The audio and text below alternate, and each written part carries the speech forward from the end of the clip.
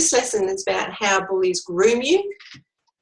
So first of all, I just wanted to touch base with you on how bullying is defined, and it's defined with 3 specific elements, so that this will help you recognise the difference between someone, as I said before, who simply isn't coping well with life and the pressures of life and tend to have explosive moments, and just you can tell that they're not coping, as opposed to bullying, which is quite different. It covers these 3 points, and you'll start to recognise it quite a bit once you start to realise what's going on around you. Usually there's a power imbalance between you and the bully. So the bully is usually either someone who has an official role that's more powerful within the context of your workplace. So let's say a supervisor or manager, someone traditional, but it can also be someone who is a influential member at work. Let's say that they're a person that's been there forever and they're known to be highly regarded in a particular skill. So that's called a psychological power imbalance. So these people persistently use their behaviour to hurt, embarrass or defame you, or just hurt you in some way, either you or a group. So their behaviour, as I said, is persistent, it's consistent, it's regular.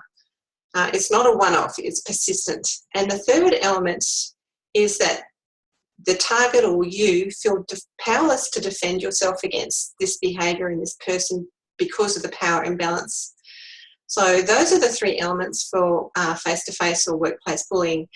And we'll now go just quickly into cyberbullying, where online bullying or bullying across technology at work involves where one or more people associated with your workplace, and that could include obviously the traditional people, which is your boss, supervisor, staff and colleagues, but also the clientele, your stakeholders, your contractors, or anyone else associated with your workplace. And that could also mean, if you're dealing with members of the public, it could mean those people as well, obviously. So anyone associated with work, those people could either anonymously or openly, that is overtly, send one or a broadcast of abusive content, such as hurtful text, images or videos, across a work-based technology such as email or social media, with the view to hurt, embarrass or defame you, against which you feel powerless to defend yourself,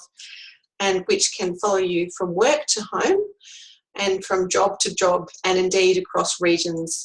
And in fact, in one interview where I interviewed a person in my PhD, they said they even crossed states. They changed jobs and they changed states, and they still couldn't get away from the cyberbullying. So as you can see, cyberbullying has the same main themes as face-to-face bullying, in that it has a power imbalance, it's persistent, negative behaviour, and you feel powerless to defend yourself. So what you will learn in this lesson, as I said before, is how bullies groom you to accept their bullying. So without warning, a bully will suddenly use highly dismissive, aggressive, or even coercive behaviour against you. This tactic is specifically premeditated to off-balance you so that you feel on the back foot and threatened. They seek to undermine your self-confidence, credibility, and reputation. A bully will use unexpected aggression to manipulate you into feeling that you're a target. The unexpected aggression or overwhelming hostility, as I said, is very premeditated and planned. It's highly calculated, and they will often switch from being warm and friendly one day or 1 minute to highly toxic, hostile, aggressive, or even abusive. So you don't necessarily know whether you're going to get the warm and friendly person on one day or the hostile and dismissive person on the next.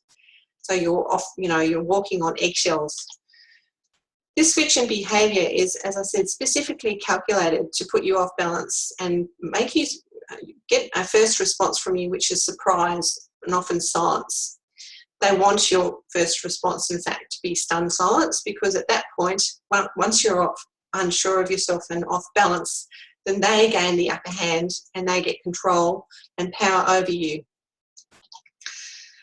They will refuse at this point to admit that their behaviour is in any way in the wrong or inappropriate. And in fact, if you angrily respond to them, they usually will respond quite angrily to you, back to you, and they will escalate the interaction.